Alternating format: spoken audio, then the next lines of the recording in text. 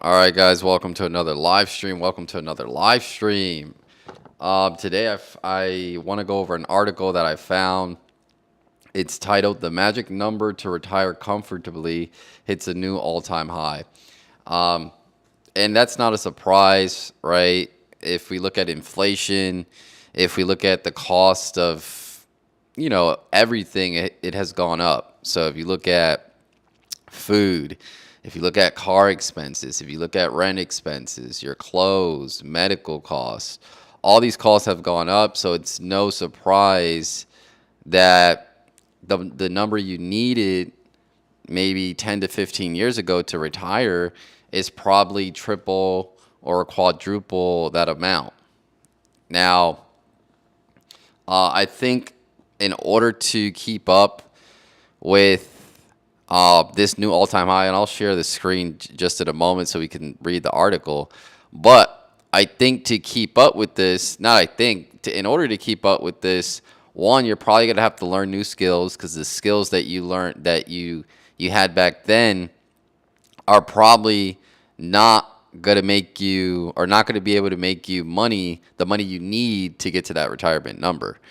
Right? Most people again work a 9 to 5. They don't plan or they don't have anything on the side that's generating them any additional income, and they're just depending on their 401k or depending on their job to save them, right? And I think I forget where it was, but I saw that the average amount in somebody's like 401k at the end of retirement is like 3 to 400k. And if you're retiring at 50, well, not 50, I think the average retirement is like in your 60s. Depending on the lifestyle you live, that may be good enough for you, or that may not be good enough for you. But again, I think when most people retire, they want to be doing more activities. They want to do more travel. They want to. I think you want to end up spending more money because you want to be out and about. If you play it safe and you just stay in the house, then maybe that 3 to 400k is sufficient.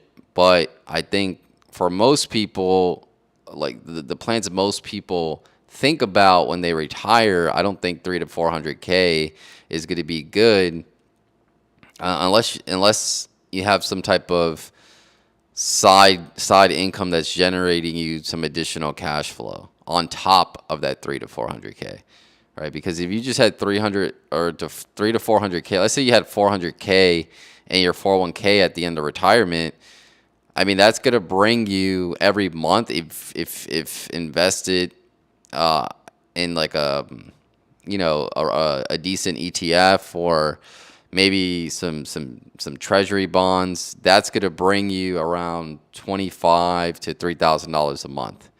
All right, and that's probably not including taxes because you do get tax on dividends that you get from like an ETF or a T-bill. And I think you would, even if you had like some type of property, I think you would have to pay taxes on that as well. Now, obviously, probably the taxes are not as high like capital gains, but I think it's gonna be your income tax bracket. So whatever income tax bracket you're in, that's the taxes you're gonna have to pay on those dividends. All right, so let me share the screen and let me go over this article. And this is I found this is one of the articles I just found on Google. But let's read it. It says the magic number to retire comfortably hits a new all-time high. A new study published by Northwestern Mutual found the magic number that Americans believe they need in order to retire hit 1.46 million this year, the highest on record. Yeah, and that sounds about right because, like I said, most people, if they had around $5,000 each month coming in each month, they would be fine. Even if they didn't have any additional money coming in on the side, $5,000 for most people with their lifestyle would be sufficient. Rent I mean, you could get away with a 15, and this is probably like bare minimum, right? Not bare minimum, but it'd be decent living. But let's do the calculation. So let's say you got 5,000 coming each month. That's 15. Let's say you paid $1,500 to $2,000 in rent, whether it's a mortgage or whether you're renting someplace out.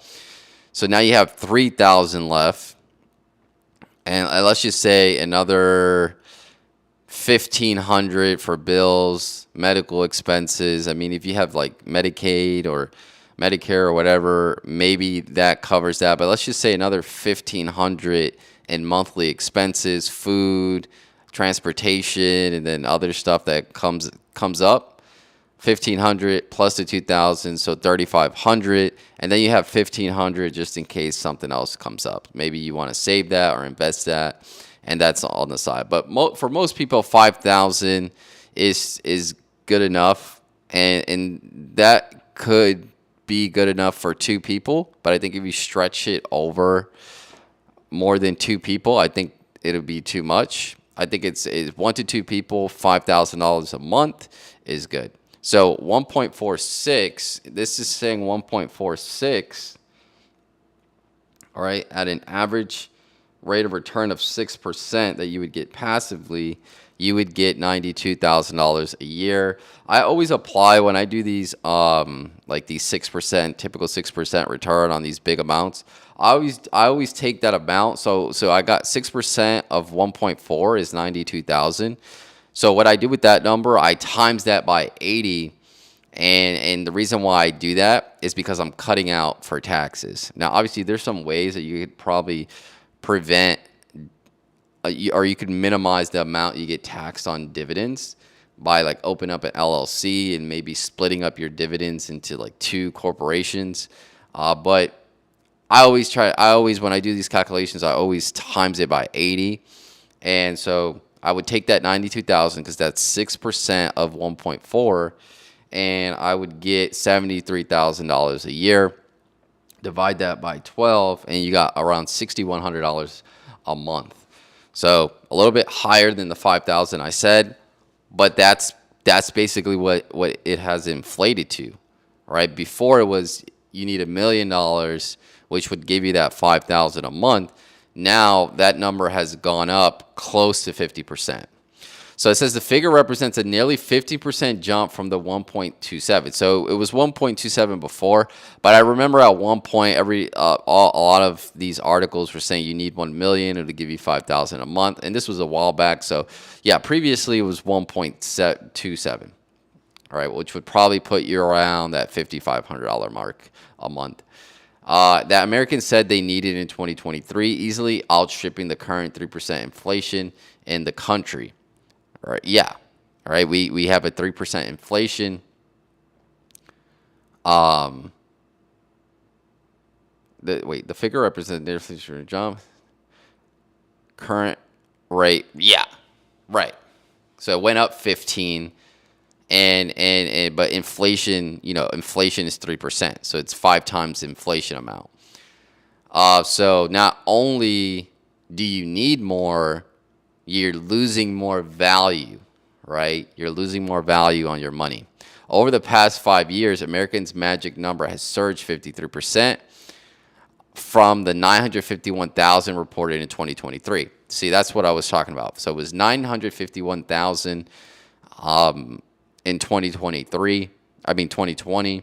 So that will put you around that 5K mark, according to financial services. So by generation, both Gen Z and millennials anticipate they would need more than 1.6 to retire comfortably. Among high net worth individuals are those with more than 1 million in investable assets. The figure catapults to about 4 million. I think that's the number too. I think 4 to 5 million would be good, because that, you get 5,000 a month for each million, so it'd be 25,000 a month. And again, I'm saying that for me because, again, I want to travel, I want to do a lot of different things when I retire. Most people are okay with, 5,000 a month, which is still, it's really good, but 5,000 a month. They may go out to eat once a week or every 2 weeks. And maybe they go on a vacation every 3 to 4 months.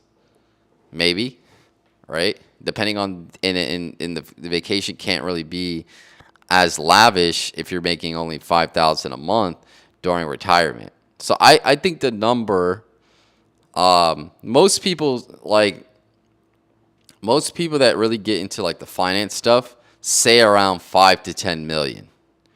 Right, 1 million was kind of the standard for a while, but then people's skill sets have gone up, so they're able to make that money a lot quicker. Now, I'm not saying making a million's easy, but I'm saying you nowadays with all the technology, all the additional side hustles that we didn't have before, it's easier to get to that number a lot quicker. So it's not surprising that the high net worth individuals and they are saying about 4 million, which would bring you around 20K a month, right? I think with 20K a month, you could go overseas, take trips overseas, and do the things you want to do during retirement. And again, if you have to also include an extra person, it's usually going to be two people, right? And then if you, most people don't have kids, but you still do have family members that maybe you do want to take care of. So those are other things that you have to consider. Most people don't just take care of themselves. They have other people that they either want to take care of or they feel obligated that they need to take care of. And sometimes that happens during retirement. So most people would say 5,000 is good, but it's probably not enough for their specific situation. So it says the average amount that U.S. adults have tucked away for retirement fell 88,000 from 89,000 in 2023. So, however, this is down more than 10,000 from the 5-year peak of 98,000. So you see the trend. So it says retirement fell to 80. Okay, yeah. So it fell to. So in 2024, it fell to 88,400 from 89,300 in 2023. So people are saving around $11,000 less tucked away for retirement, and that's down probably. Oh no, sorry. It's down 1,000 since last year, but down over like 11,000 since 2021. So it's been 2021, 24, so 3 years. So each year you're going down 3,000. You're able to save 3,000 less for retirement. And that's probably because of inflation. Maybe you're not able to get the job you want, so you're not able to save the money you want.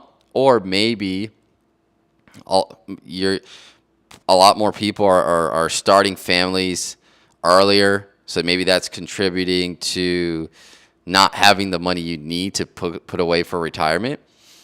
But I'm not sure what's the cause of the decline.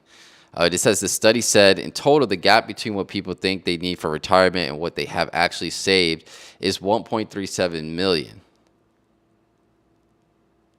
So in total, the gap between what people think they need for retirement and what they have actually is 1.7. Wow. So it's basically, the gap is big, right? You need 1.4, or let's see. Yeah. Oh, yeah, it was up. Let's go. If I go on the top, I think it said in the beginning. Oh, did this go away? Oh, no. Yeah, so 1.27. I'm hands-free. Am I going 65? Am I in the middle of my lane? Sorry, this is like an ad that turned on. So you need 1.7 or 1.27, and the gap between what you need, or are they using 1.6? I don't know where they get this gap from, but it is around 1 million, the gap, because people have 80. The average person could have 88,000 for retirement, but they need like 1.4, 1.6. So 1.37 is around the gap that most people are experiencing for the amount they need for retirement. All right, it's a big gap. Across all segments, there are large gaps between what people think they need to retire and what they save to date. The study said the study comes as Americans continue to front stubbornly high inflation that has rapidly eroded their purchasing power. In some cases, forced them to use their retirement savings as a financial lifeline. Yeah, that's another thing too, right? Because maybe you did have 200,000 to 300,000, but then maybe you lost your job, or maybe you couldn't, like, you lost your job and then you couldn't get another good paying job for maybe a year or two, and then you had to dip into your savings to pay those costs. The average cost for a person a year, I mean, they're paying like $3,000 to $4,000 a month to cover expenses, rent, and stuff like that. So if you have to eat that because you don't have a job or eat into your savings, that's 40 to 50,000 that's depleting from your retirement account. And that's happened a lot in COVID when you saw a lot of companies asking people to come back to the workplace offices, and people didn't want to do that, so they were out of a job, right? Yeah, so this is an interesting article. I always like to talk about retirement. Retirement's one thing that I like to think about a lot as far as the numbers. I mean, I like to think about the numbers of everything, but retirement is one of those things. One, the timing in which I'm going to retire. I would like to retire earlier than 60, earlier than 40. And when I say retire, it's just like retire financially, where I don't really need. Maybe you're still doing work for other people. Maybe you work for somebody, but financially you've retired because you have enough money to meet your expenses. So if anything doesn't go as planned, you have that cash flow coming in to support your needs. So that's what I mean by retired. But yeah, so the timing in which you're retired is something I always think about. And then two, the amount that I believe I'll need. Like I said, I think 5,000 is good each month, which would put you around 1.2 or 1 million to 1.2 after taxes. That would be the number you need invested in like a mutual fund or an ETF. But for me, I think 5 million would probably be the safe spot, especially maybe you have kids going to college, you want to cover that, or maybe you want to help some your parents out, pay their stuff. There's a lot of other things that typically people help others out with. It's never let's just say you're 35, 40, 45, and let's say you're heading towards retirement or you retire early. It's never just you most of the time. It could be you that you're just taking care of. Most of the time you do have a partner, and you want to make sure you're able to help them out. Maybe they have obligations that you help with and things like that. So typically it's not just going to be you. So that's why I say, 5,000 is good, but me personally, I want to strive for more and continue to grow that amount. I think everybody should be thinking about retirement. Think about the number you need. And again, it's the rule of 200. So whatever you need a month, you need to times that by 200, and then you get your number. So I think people need to constantly remind themselves of that number. So that way, and then collapse that into a time period. Say, okay, this is the number I need. This is the time I think I can get to that amount. This is the time period that I think I could get to that amount. And then you work from there, right? I think that's the problem for most people. They don't talk to themselves and say, hey, this is what I like to do, right? And I also probably break it down into activities. Like, break in expenses. Okay, first, necessary expenses is one. And you say, okay, these are the necessary items I need to live on a day-to-day basis, and this is how much these things cost. Okay, boom, you got the necessaries out the way. Two, I would like to do this when I retire. Travel here, travel here. Do I want to travel twice a month? Do I want to travel 3 times a month? Maybe I'll travel once a month. Maybe next month I'll travel 3 times a month. Or maybe you just do it in a year. In a year, I would like to go to 8 different places when I retire because I'm not going to be doing anything. Or maybe your thing is not travel. maybe you stay inside, but maybe you say, okay, I want to play golf every week. That's going to run me 150. All right. Maybe you play 2 rounds of golf each week. How much is that going to cost you? And then also, you want to add in, okay, I want to help this person out with this also when I retire. You got to add that in. So you have to, everybody's situation is going to be different, but you want to calculate and be as specific, because that's the only way you're going to get to the number you need. And once you know the number you need, then you can work backwards and say, okay, what I'm doing here, like I said before, most people don't even calculate the number.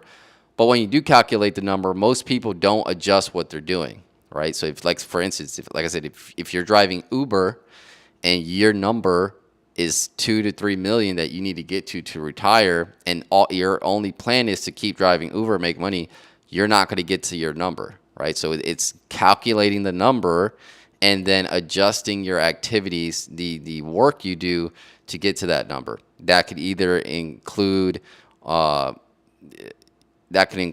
getting a side hustle, getting an extra job, getting a higher paying job, maybe get a higher paying job in combination of side investing. So whatever it is, that needs to align with your number and then also the time period in which you want to get that done by.